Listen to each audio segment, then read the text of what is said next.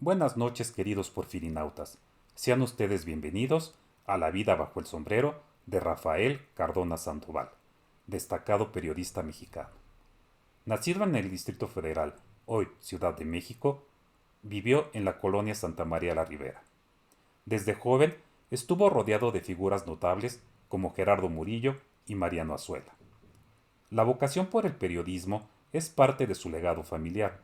Su abuelo, su padre y él mismo han contribuido al mundo de la comunicación. Su abuelo trabajó en periódicos como El Nacional, El Excelsior y La Prensa. A mediados de los años 70, Rafael comenzó su carrera en el diario La Prensa. Las escuelas de periodismo aún no existían y su formación se dio en la práctica, comprando tortas y refrescos, haciendo la guardia y asistiendo a la Cruz Roja por la noche. Su elegancia y precisión en el uso del lenguaje son notables.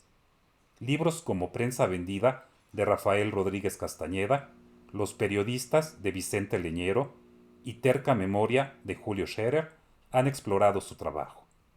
Rafael conoce todas las redacciones, bibliotecas, lupanares y cantinas de México. Funda y frecuenta lugares donde la palabra y la vida se entrelazan. Entre las pasiones y afectos de Rafael se encuentra la música, la pintura, la escritura y la comida mexicana. Las mujeres rubias y morenas ocupan su corazón, al igual que las montañas y el mar. Su casa en Huatulco es un proyecto pendiente. Rafael vive en un estado constante de zozobra, pero también de intensidad. El periodismo es su pasión y su profesión, y su legado perdura en páginas de diarios y en la memoria colectiva.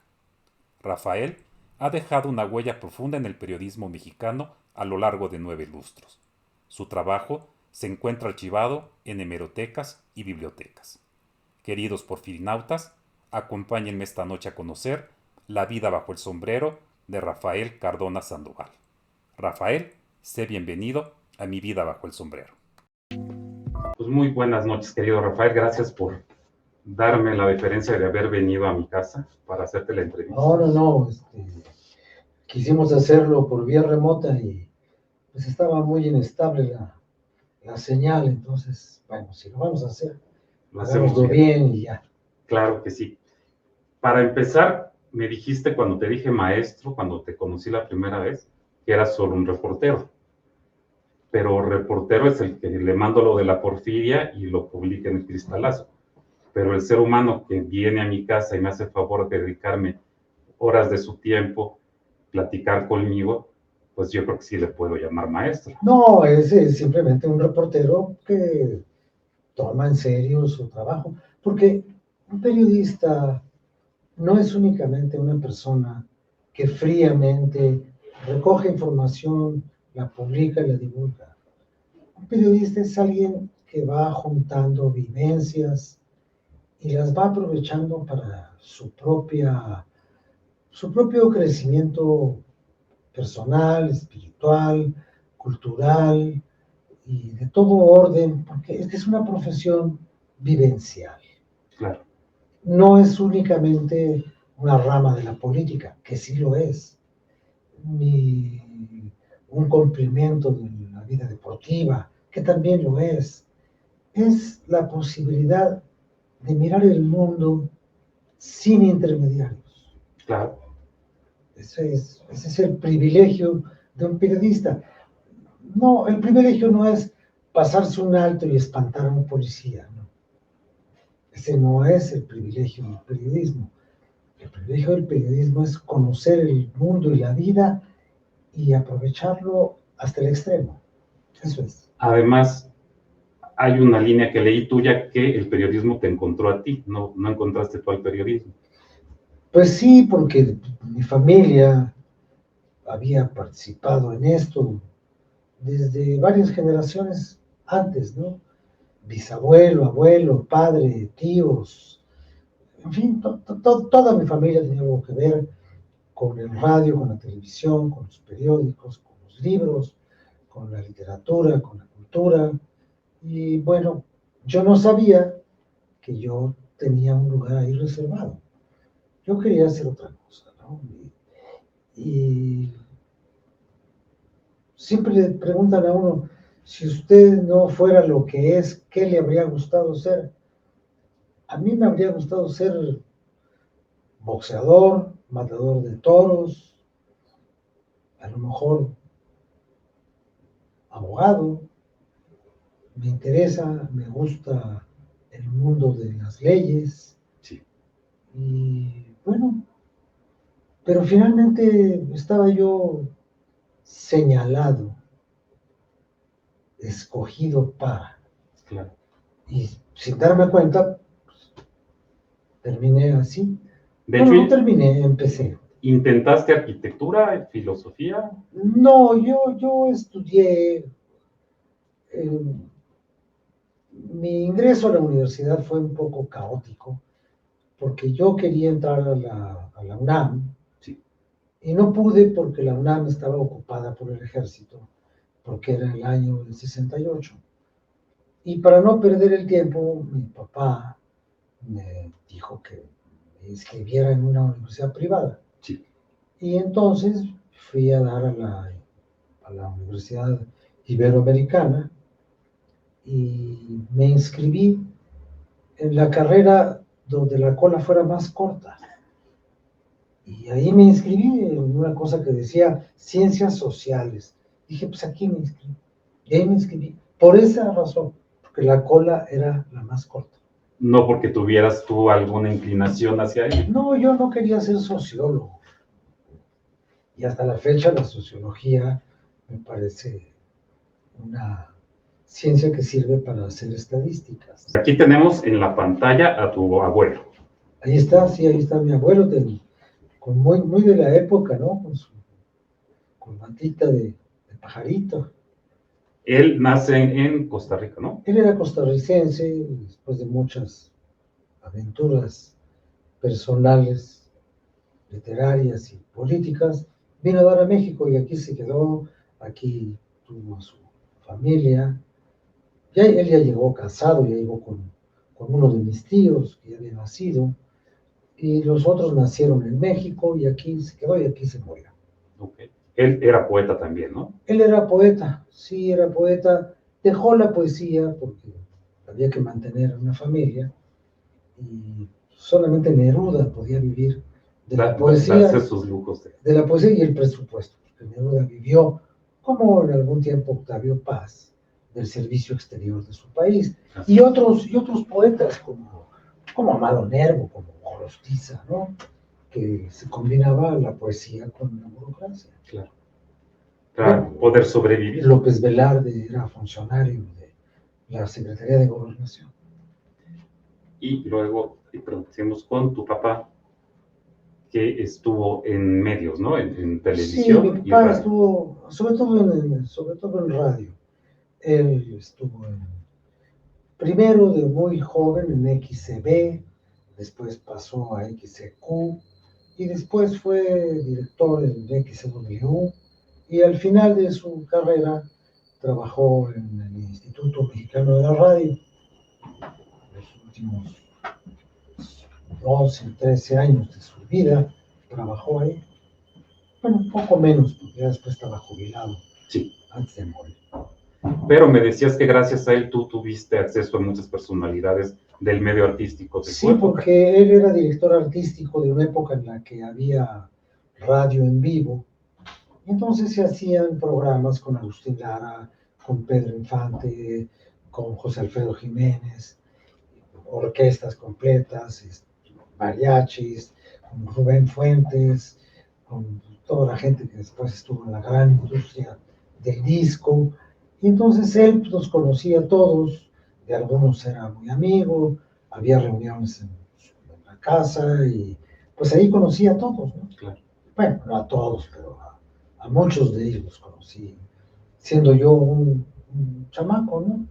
O sea, yo conocí a José Alfredo Jiménez cuando yo tenía 14 o 15 años.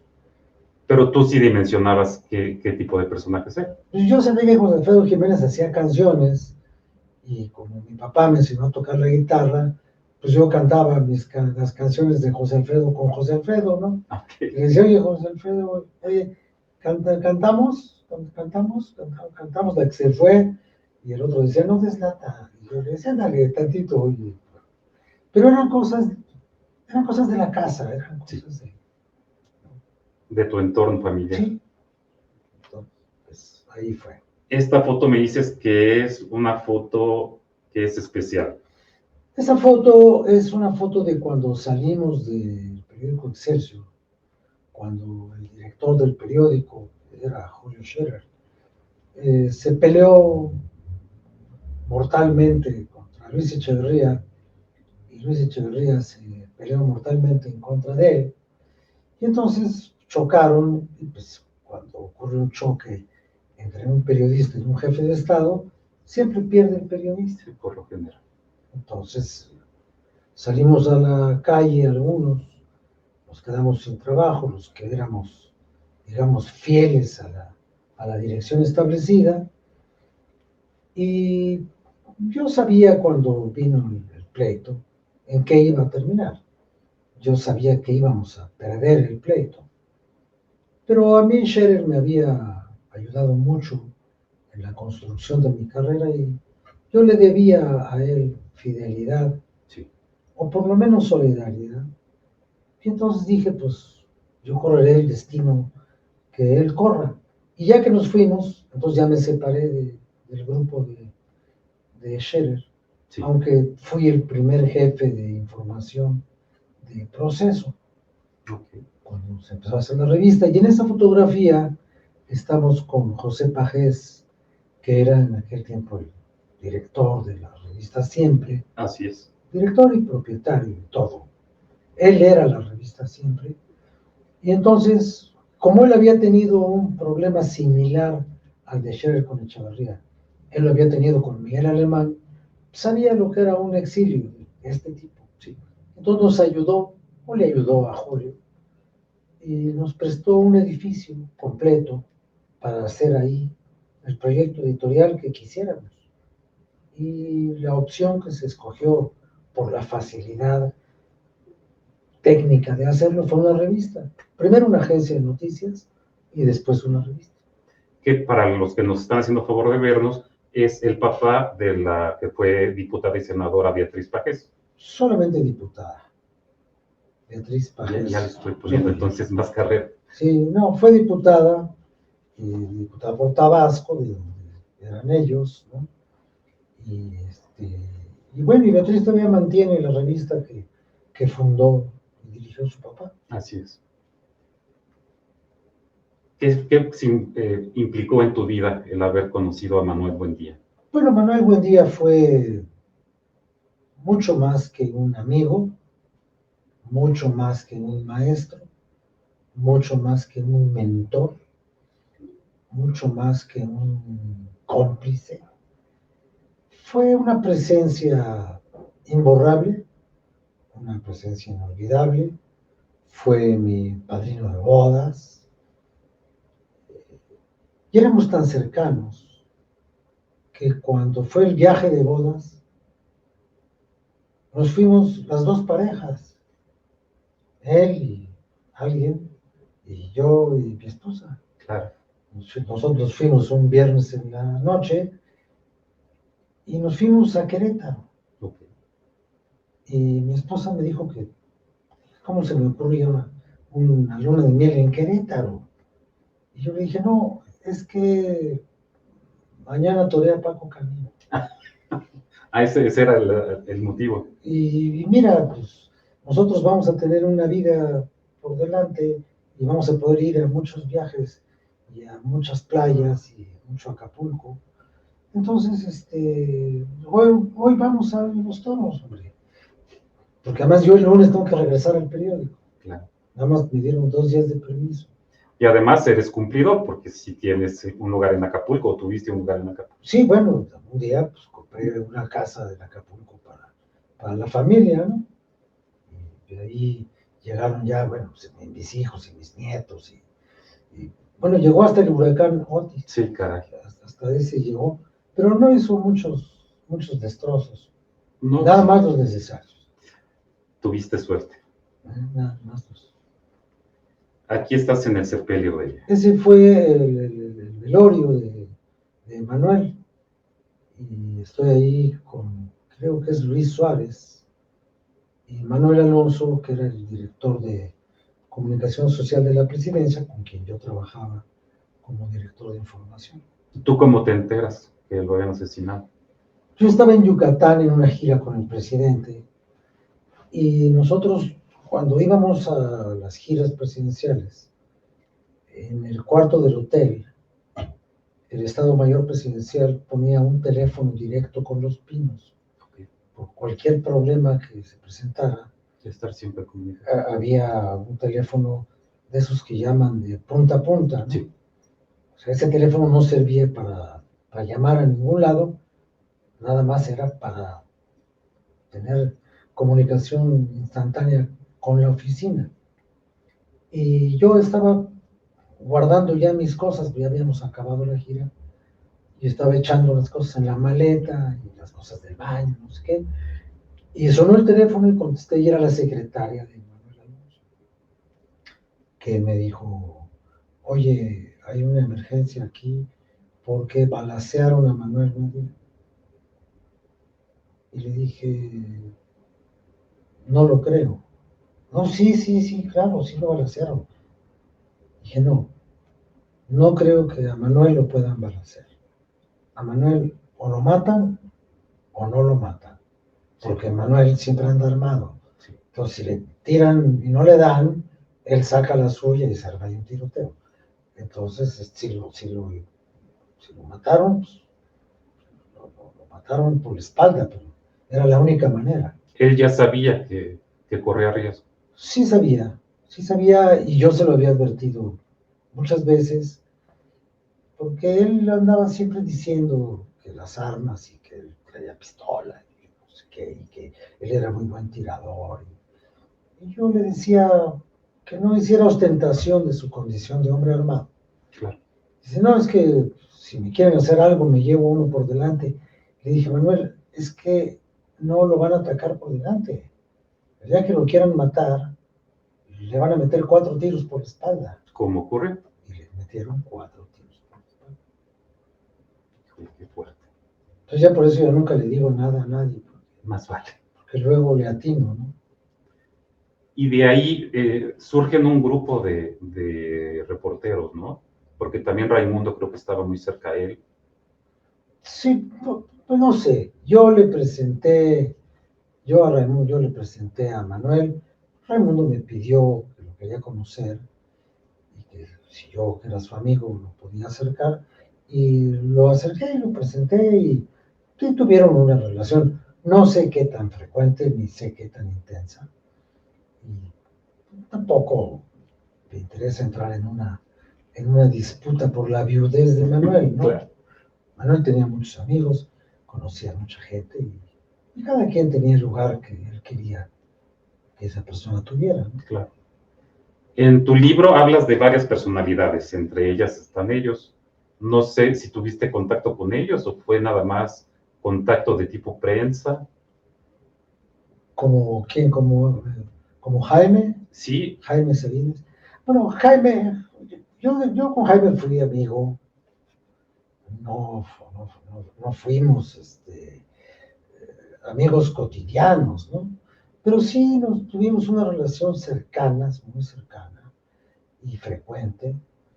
Y cuando yo me casé, no sé por qué habíamos ido a comer o algo y le comenté que me iba a casar. Entonces me dijo, no lo puedo creer. No es posible que una cosa monstruosa como tú te vas a casar. ¿Quién va a ser capaz de casarse contigo? Dije, pues nunca falta un roto, ¿no? claro. Y entonces me dijo, quiero conocer a tu esposo. te invito a comer a mi casa, tal día. Total, ya hicimos una cita. Y entonces, Jaime y yo, los dos en aquel tiempo, bebíamos mucho y éramos de carrera muy larga.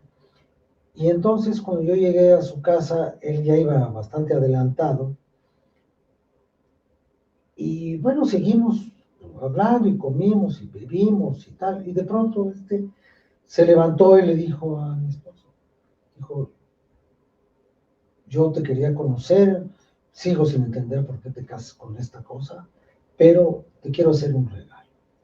Y se metió a su cuarto, sacó su libro y se puso durante más de una hora a leer todos sus poemas. Ese fue su regalo. Y ese fue el regalo para ella, ¿no? Para mí no, a mí no me regaló nada. Bueno, lo que sí me regaló es que él se puso a hacer la comida. Ah, ok. Él cocinó para que yo comiera, ¿no? Ese día.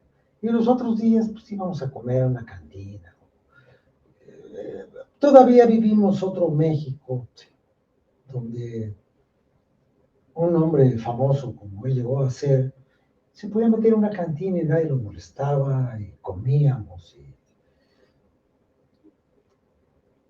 le pedía a los del trío que por favor, si van a cantar, canten allá, canten allá, porque aquí no dejan platicar. Era un hombre muy lindo, muy generoso, con muy buen corazón.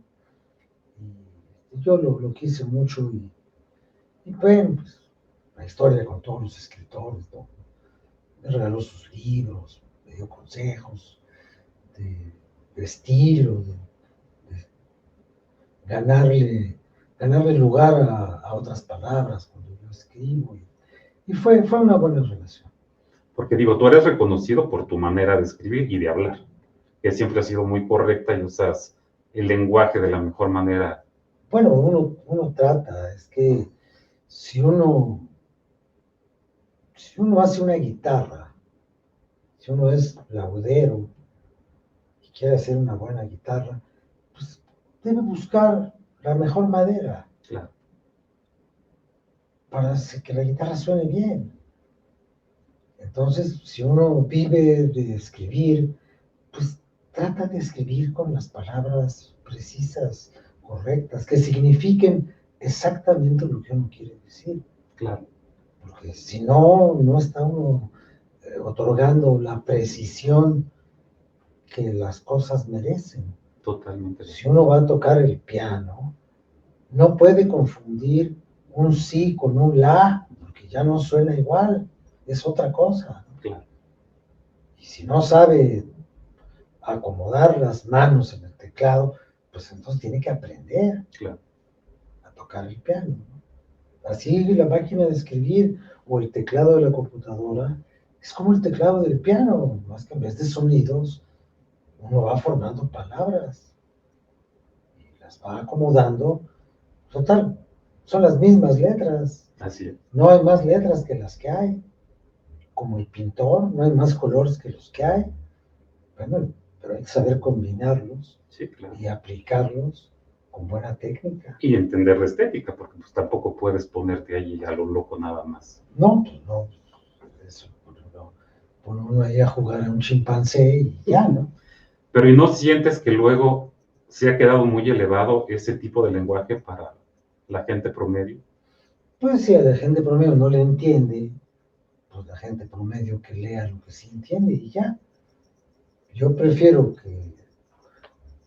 Un día me dijo un señor, dijo, oiga, fíjese que yo lo vi en la televisión un día y me gustó lo que hace y me enteré que usted también estaba escribiendo, entonces ahora leo sus columnas, oiga, pues, gracias. Dice, pero a cada rato tengo que andar consultando el diccionario porque hay palabras que no entiendo. Y yo, pues oiga, qué bueno, ¿no? Yo prefiero un lector que asciende a un redactor o escritor que desciende. Sí, claro, es una aportación más que le estás dando. Pues uno, además, tanto trabajo para aprender y no usar lo que uno sabe. Totalmente. Pues no. Y antes de que se me pase, porque a él no lo incluía en las fotografías, pero te quería preguntar acerca de Denetis. Bueno, yo a De Negri lo conocí muy superficialmente. Una sola vez en mi vida hablé con él y hablé lo necesario para un buenas tardes, ¿cómo está? Muy bien, buenas tardes, ¿cómo va? Qué gusto saludarlo. Igualmente, joven, Andy, hasta luego, señor De Negri. Ya, eso fue todo. Sí, güey, él vivía en otro nivel, ¿no? O No, se asumía que no vivía en es que otro viviera nivel. en otro nivel, es que yo lo conocí de manera accidental. Ok, ¿No? Estábamos en una, estábamos en Los Pinos y él estaba hablando con el jefe de prensa del presidente Díaz Ordaz. Entonces iba saliendo de la oficina cuando yo iba entrando, entonces me lo presentaron y pues en la presentación pues uno nomás dice eso y yo era un escuincle, yo tenía 20 años y él era un hombre maduro y famoso sí. e importante y yo no era ni maduro ni famoso ni importante. Pues, entonces, hola, hola, adiós, ¿no? ¿Y qué opinas de todo el despapalle que armó con el tráfico de información que maneja? Yo creo que hay demasiada exageración.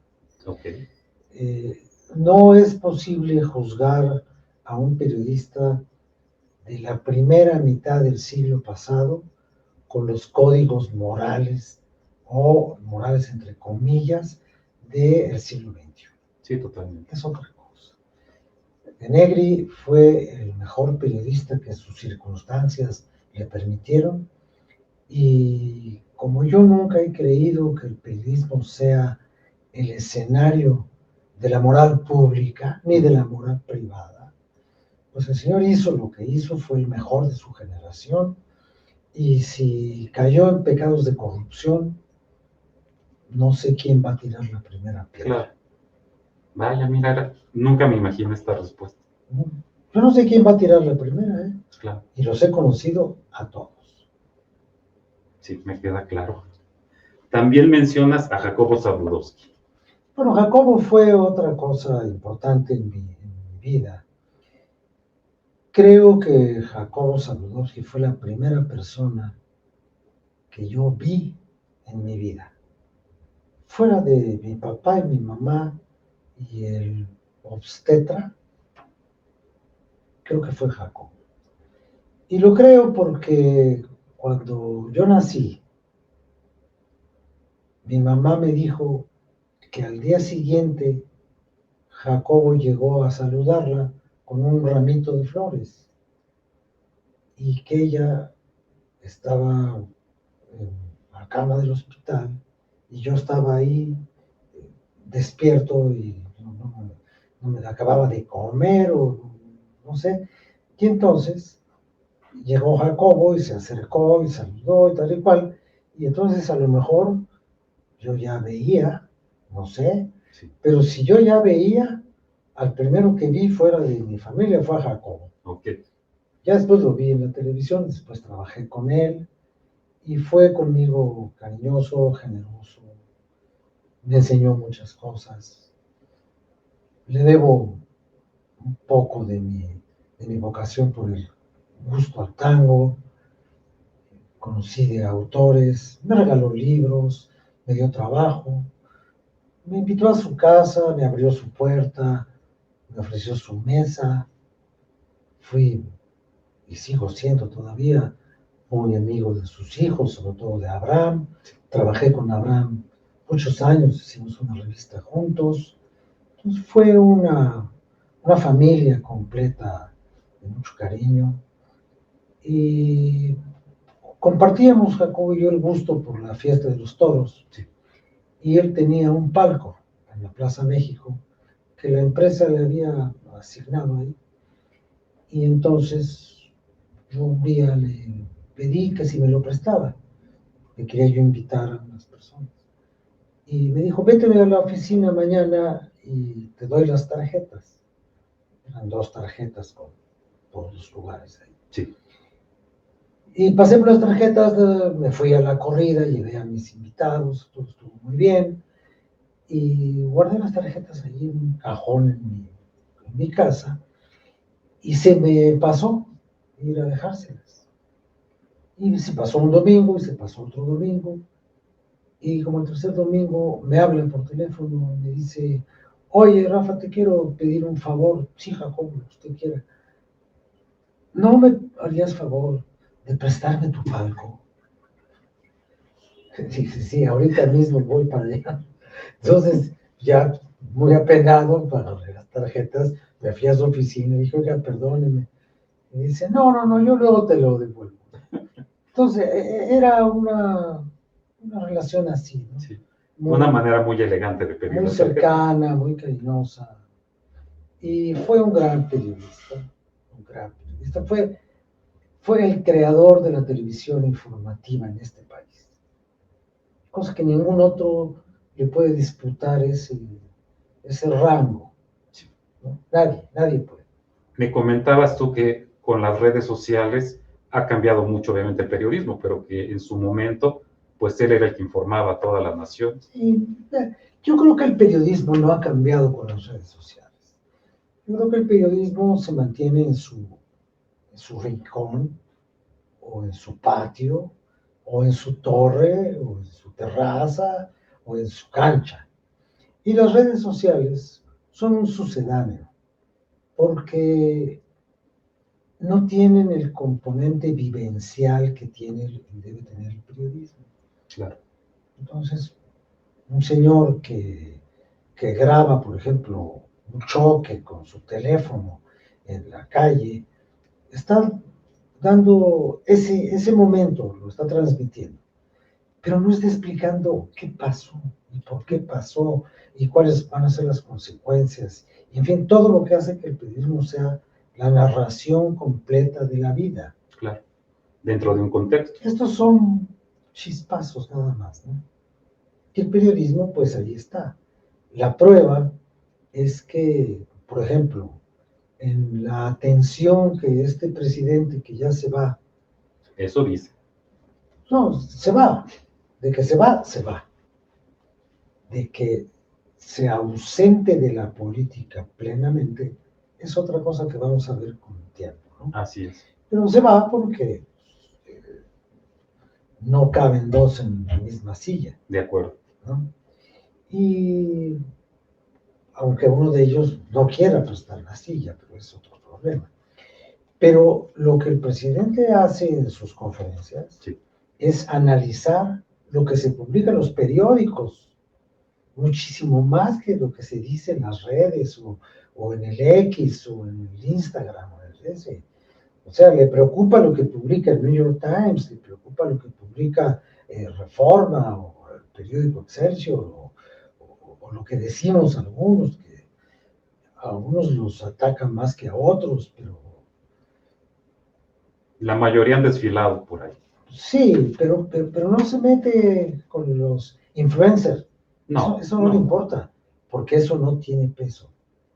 No tiene peso social. no. Tiene peso juvenil, en todo caso. El ataque hacia latinos y atípica, ¿cómo lo ves? Bueno, lo veo como la consecuencia lógica de que Atypical y Latinos se han dedicado sistemáticamente a analizar críticamente su gobierno.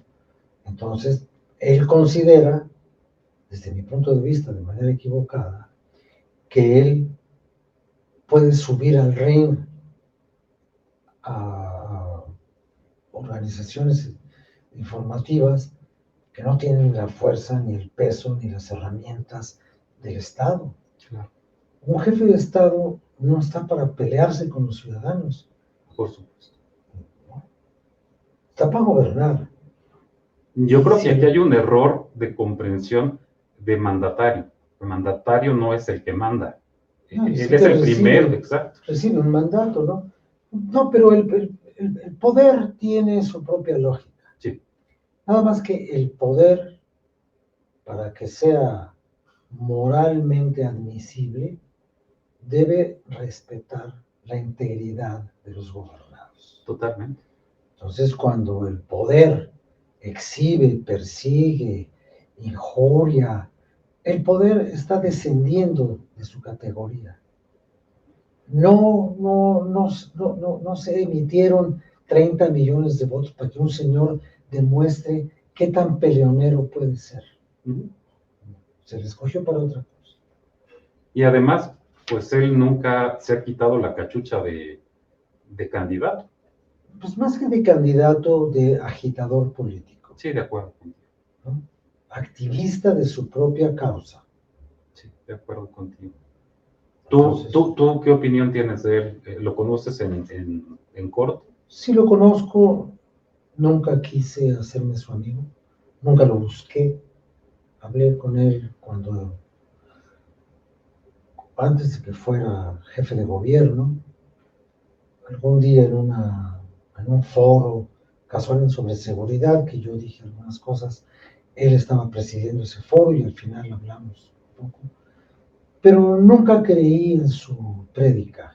Sí, Si no le creo al Papa, ¿no? sí, Menos le voy a creer a un laico totalmente que de acuerdo. tiene delirios de Mesías. Y tropical, Bueno, eso todos somos tropicales, ¿no? de repente.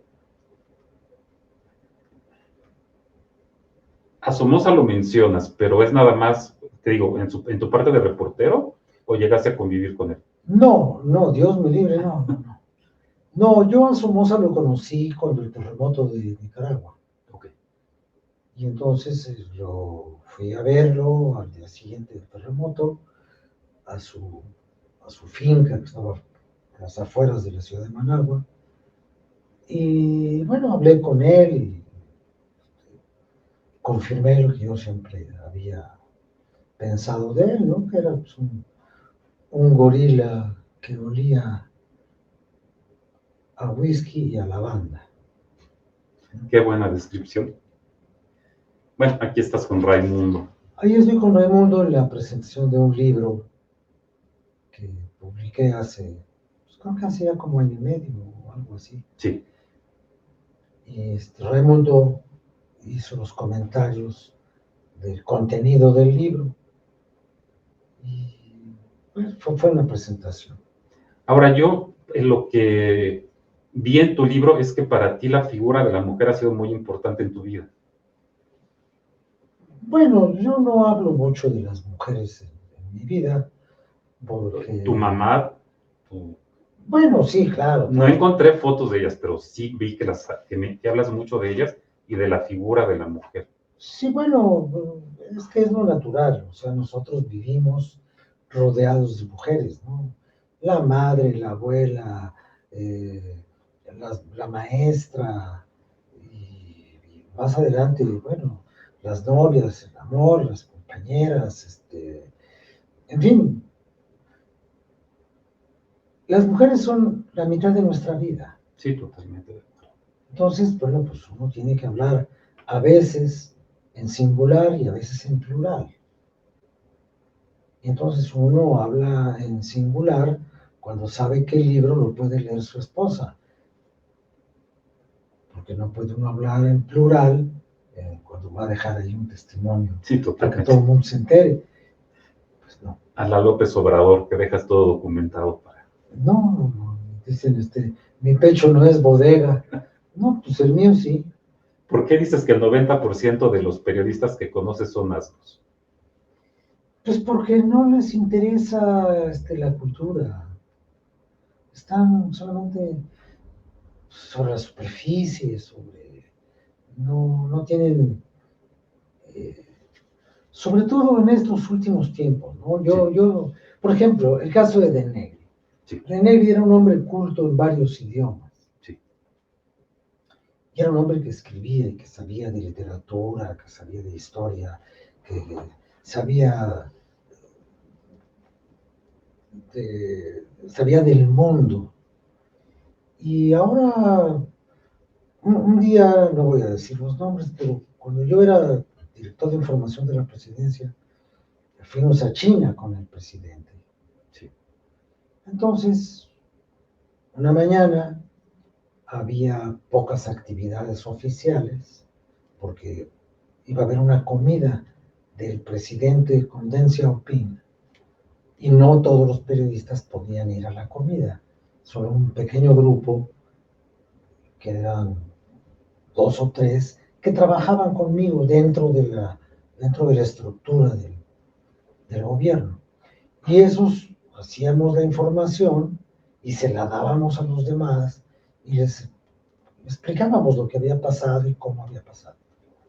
Entonces, antes de la comida, pues estos no hacían nada, estaban ahí en la pereza, ¿no? Y yo le dije a uno de ellos, le dije, oye, hoy en la tarde, sin que se den cuenta los demás, quiero hablar contigo, porque fíjate que a la esposa del presidente, hoy en la mañana, los chinos le dieron la distinción que creo que no habían tenido con nadie, con ninguna otra esposa de jefe de Estado, y la llevaron al zoológico de Pekín y le permitieron ver el último dragón. Y es una cosa muy impresionante. Pero la tragedia es que el último dragón no es dragón, es dragona. Y es la última porque no pudo ser fecundada, porque ya no había más dragones en China. Los habían matado todos en la guerra del opio. Entonces luego te paso más información. Y a las 6 de la tarde me andaban buscando 3 o 4. Oye, ayúdame, cuéntanos de lo del dragón, ¿no? Entonces, bueno, a eso me refiero, sí. A eso me refiero. Sí, y ahorita, bueno, ustedes iban tras la noticia, ahorita esperan que les llegue la noticia y nada más leen la noticia. Pues en algunos casos, ¿no? En otros, pues sí, uno va y... Pero una cosa es ir por la noticia y otra cosa es saber para qué va uno detrás de una noticia y cómo la da y cómo la contextualiza y qué importancia tiene y por qué. Claro. En fin, son cosas que se van aprendiendo sobre. Bueno, y algunos me imagino que no lo aprenden, ¿no? No, y no porque sea muy difícil, sino porque no tienen interés. Sí. Aquí en Los Pinos, bueno, trabajaste como parte del gobierno. Querías vivir las dos partes del periodismo. Pues sí, quería saber cómo funciona el aparato. Es como cuando uno tiene un coche, pues un día tiene que abrir el cofre y ver cómo funciona el motor y saber qué está pasando. Y había que conocer el gobierno por dentro. Claro. Y tuve suerte de conocerlo desde la cercanía con un jefe de Estado y desde la presidencia, que fue una experiencia muy importante. ¿Tú viviste el terremoto desde presidencia? Sí. Yo viví el terremoto desde un avión, encima del epicentro del terremoto, sí. Esperando que el presidente llegara ahí donde había una gira programada ese día.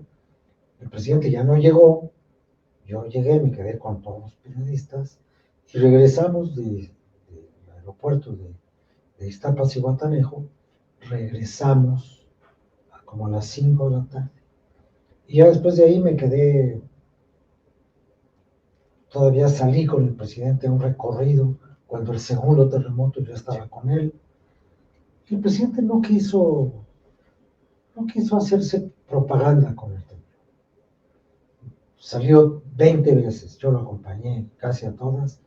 Fue, recorrió, vio las cosas, lo que estaba pasando, tal y cual. Pero no quería hacer ostentación de que él andaba ahí en el terremoto, ¿no?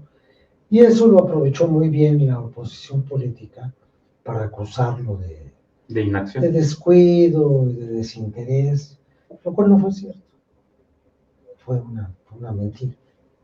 Sí, porque mucha gente se acuerda de él porque según ellos no hizo nada y de ahí nació la organización, la parte civil de la población que salió a ayudar. De todos modos iba a salir. De todos modos iba a salir, como salen cuando hay huracanes y como salen.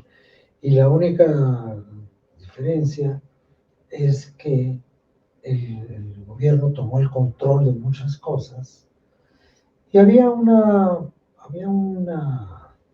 tendencia dentro del gobierno de que se decretara el toque de queda para que no hubiera saqueos. Sí. Y el presidente se opuso y dijo, no, si la gente tiene que salir a ver a sus familiares, no se lo vamos a prohibir. Claro. gente se mueva y que haga lo que tenga que hacer. Claro. Digo, había presencia militar, pero no te impedían mayor cosa. No, sí se podía circular, se podía salir de la... O sea, la calle no estaba clausurada. Sí, claro. Y así fue. También estuviste dentro del departamento del Distrito Federal, lo que no sé si fue antes o después. Después de la presidencia estuve ahí con Manuel Camacho. Ok. Estuve 16 o 17 meses nada más. Y después me fui a reanudar mi trabajo, lo que yo llamaba el libre ejercicio de mi profesión. Sí, claro. ¿Y qué opinión tienes de Camacho Solís? Pues Camacho cometió muchísimos errores. Y el error principal es que él vivía una sobrevaloración de su persona. Entonces él creía que todo lo que él soñaba para sí mismo le debía ser otorgado en automático. Entonces él no quería ser jefe del departamento, porque él quería ser secretario de gobernación. Salinas lo hizo jefe del departamento y él no quería ser jefe del departamento, quería ser precandidato a la presidencia.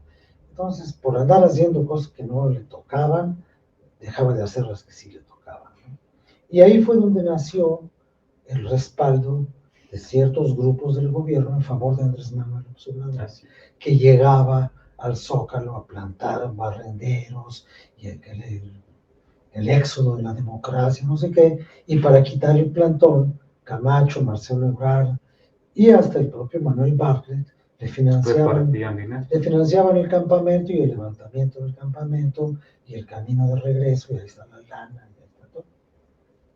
Y así fue como empezó a crecer Andrés Manuel. Y ahorita pagamos las consecuencias de... Pues así es la historia. Pues sí. Ahora, por ahí me enteré que originalmente no se llamaba El Cristalazo. No, se llamaba el Zoológico de Cristal. Exactamente. Y el que le cambió a Cristalazo, precisamente... Fue Pepe. Fue Pepe. Sí, porque Pepe tiene una mejor noción del impacto radiofónico de las cosas que yo. Okay. Entonces eso, el Zoológico de Cristal era muy culterano, muy alambicado y muy, dijo, no, directo, que suene, que dé la impresión de algo contundente, ¿no? ¿Y ya funcionó? Y funcionó y ya se quedó así por toda la vida. Incluso bueno, la publicación en el periódico también es El Cristalazo, ¿no? Sí, yo le pedí a Pepe que si podía usar ese nombre para hacer una columna y él me dijo que sí podía. Ok. Porque él fue el que lo inventó. Sí, claro. Aquí te entregaron una medalla. Sí, esa no sé cuál fue. Creo que fue... bueno, fue la Fundación Sebastián, el escultor, sí, tiene un premio, entrega, que se llama Cum Laude a la excelencia profesional o algo así. Y entonces, pues, me lo dieron a mí. Pero no es el único que te han dado. No, me han dado otros, ¿no? Pero digamos, es el más reciente y bueno, lo recibí con mucho gusto porque el medallón es cuadrado, sí, y tiene ahí un logotipo que diseñó Sebastián. Y entonces me dio gusto porque dije, mira, esta es la única escultura de Sebastián que nadie puede comprar. Claro. ¿No? Además te la dan. Y ahí estoy con otro compañero, que es Humberto Musacchio, que fue un compañero de muchos años, de toda la vida, y que fue el creador del Diccionario Biográfico de México. Y es un editor muy acucioso y muy trabajador. Y él ese día me presentó a mí cuando me dieron el premio. Y en una ceremonia en la que yo había presentado a Jacobo Zabludovsky cuando le dieron ese mismo premio. Yo fui el que leí su hoja de vida, pues, sí, ¿no? Este es, bueno, con Alberto Peláez. Ese es Joaquín, Alberto Peláez, que es el hijo de Joaquín. Sí. Y la señora que está ahí en medio es Alma, que ha sido la secretaria y ayudante de Sebastián durante 50 años, 40 años, no sé, muchos. Bueno, pues este es, Y allí no obviamente. sé qué estoy haciendo, pero ahí estoy. Aquí también me imagino que una presentación de algún libro, no alcanzo a ver con estos. Ahí la verdad no sé quiénes están, porque no los veo. Siguientes no los veo. Aquí creo que ya son más de ámbito familiar. Sí, no, ahí también son compañeros de la profesión. Sí. A la extrema derecha está Dolores Colín, Sí. que fue durante mucho tiempo productora de Joaquín López Dóriga. Sí, sí. Y junto está Ramón Zurita, su pareja, y el muchacho que está ahí de la playera negra de bigote es Gandini, que fue durante mucho tiempo, él fue jefe de prensa en Gobernación, en el Seguro Social, en la Secretaría de Turismo, gente del gremio, ¿no? Y aquí estás, es que no alcanzo a ver. Y este que está ahí, no sé, creo que es Enrique Campos. Sí, Enrique Campos. Enrique Campos, que hicimos hace mucho tiempo un programa de radio juntos. El programa era de él y a mí me invitaba. Y lo hicimos juntos como 3 años, 4 años, ahí en Radio Fórmula también. ¿Tú has sido titular alguna vez de algún noticiero de radio? Sí, tuve uno en Radio Fórmula, que se llamaba Fórmula Política, y después bueno, y ahora tengo los que hago para la Fundación por un País Mejor con el doctor Simi. Sí. Hago 2 programas de televisión por semana. Y durante 5 años o 6 años hice otro programa de televisión que se llamaba Desde el Congreso, en la Cámara de Diputados, en el canal del Congreso. Sí. Porque con Raimundo estabas diario, ¿no? Y en un principio no, después sí, luego otra vez no, en fin, ha cambiado mucho la estructura de ese programa. Sí.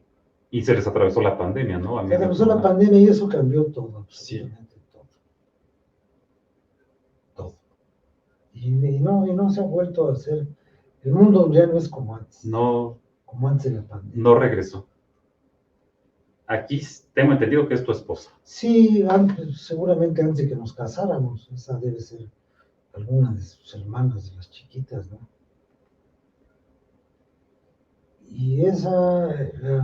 Según yo es tu hija, en una Navidad en casa de... No sé si... La de rojo es mi hija. Sí. Y la otra niña es una sobrina. Ok.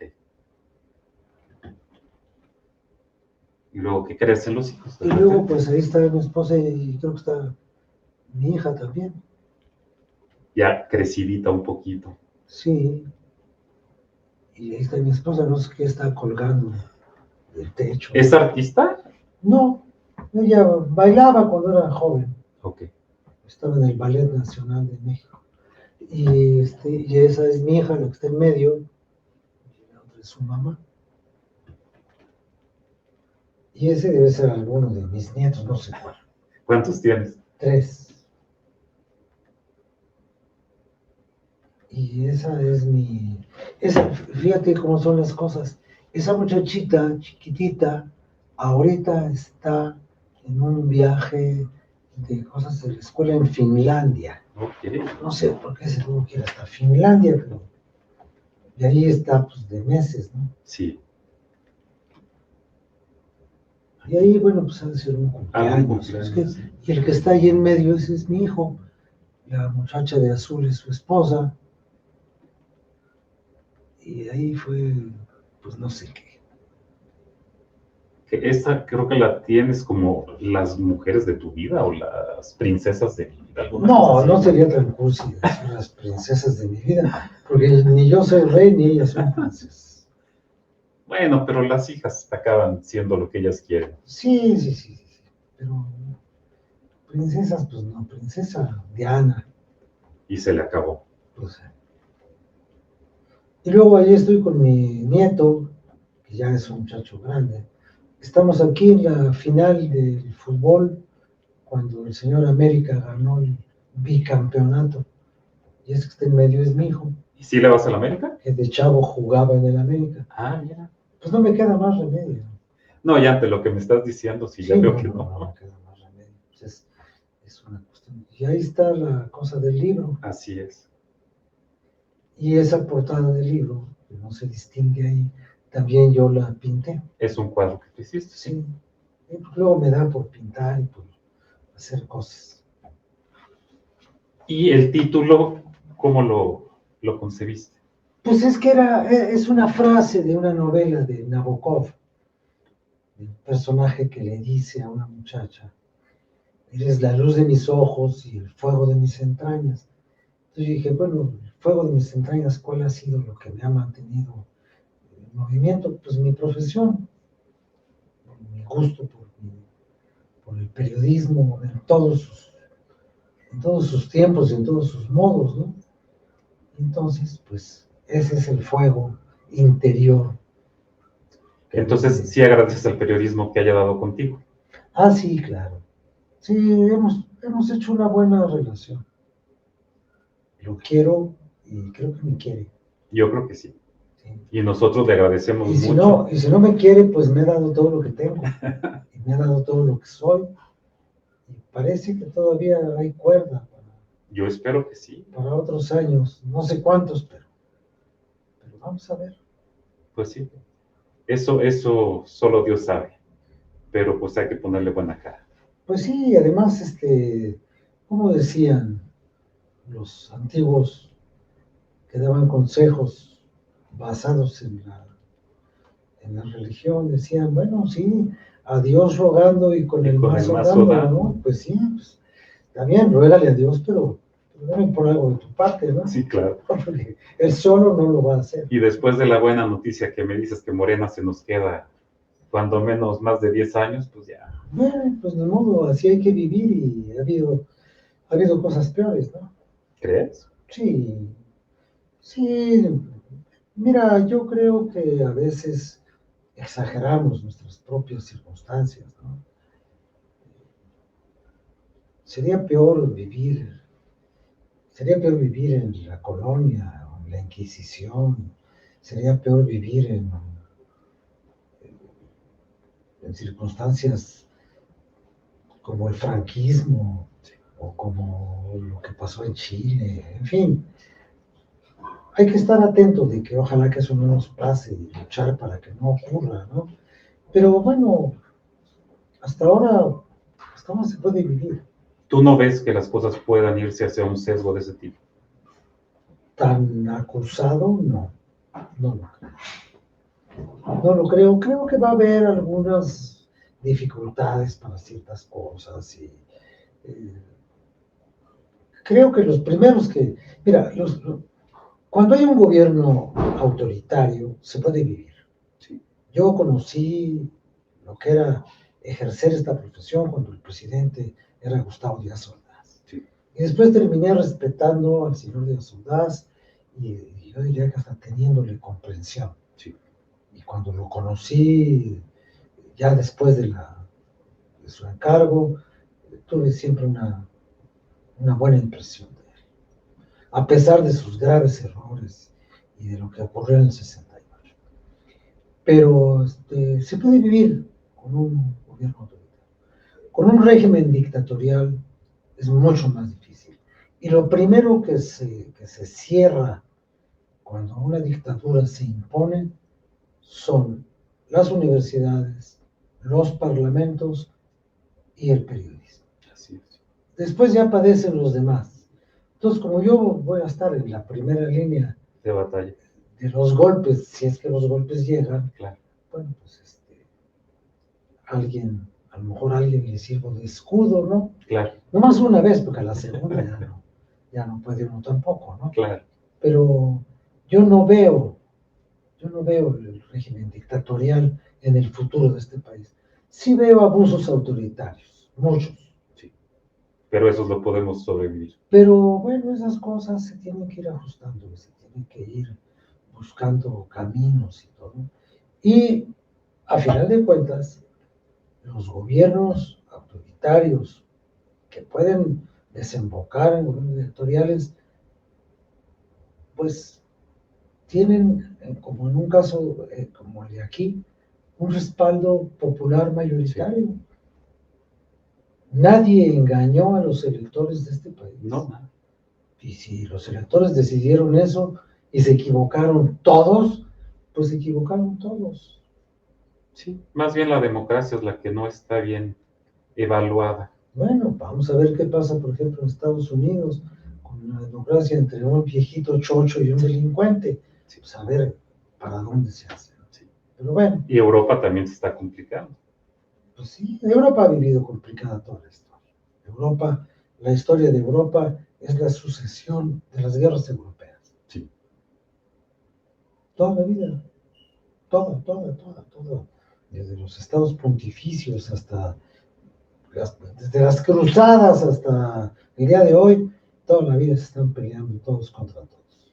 Entonces, tu conclusión sería nada más estar al pendiente de lo que está pasando en el entorno, pues sí, no tirarnos al drama. Bueno, no. Y sobre todo no tirarnos al drama cuando el drama no existe y las previsiones no tienen una base absolutamente real de que ocurran. Sí. Entonces, bueno, tenemos que esperar, tenemos que ver y estar con los ojos abiertos. Claro. Y tener una actitud política personal y hacer asociaciones, hacer agrupaciones, buscar salidas, buscar participación. Perfecto. Pues no sabes, me dejas bastante más tranquilo. Pues que no, la última vez que platicamos. Tampoco soy profeta ni tengo la respuesta de nada. Yo solamente veo las cosas con el prisma que mi profesión y mi experiencia me permiten, ¿no? Platiqué recientemente con Mauricio Merino y él está muy negativo. Bueno, pero Mauricio Merino es un académico. Sí. Y los académicos ven el mundo de otro modo. Un mundo muy distinto. Y pues vamos a ver. Yo trabajé con Mauricio Merino mucho tiempo, hacíamos un programa de televisión juntos. Sí. Y creo que es un hombre muy talentoso y creo que los hombres talentosos tampoco son dueños de la verdad. Claro. Pues Rafael, no sabes cómo te agradezco la entrevista. No, era un compromiso y ya lo cubrimos. Pese a todas las complicaciones. No, pese a la lluvia. Muchas gracias. Muchas gracias a ti.